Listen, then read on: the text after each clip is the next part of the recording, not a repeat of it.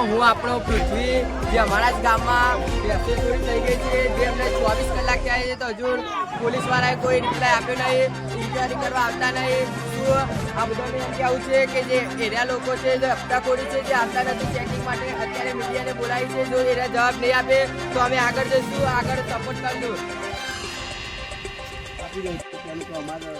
કાલે રાત્રે જે પરમ દિવસે મારી ભેંસને પણ દવા કરવામાં આવી છે અને મહિના પહેલા પણ 2 જોટા ગયા છે. 12 મહિનામાં આવી રીતે 6 મહિને 6 મહિને આવી રીતે જશે તો અમારે શું કરવાનું કે અમારે? મારું નામ રાજુલા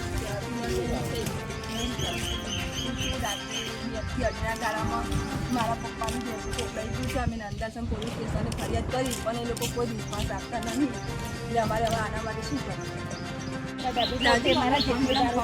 અમે બંનેની વાડે જોડે બધાની હોવાની મારી કાંઈને કરવામાં આવી છે.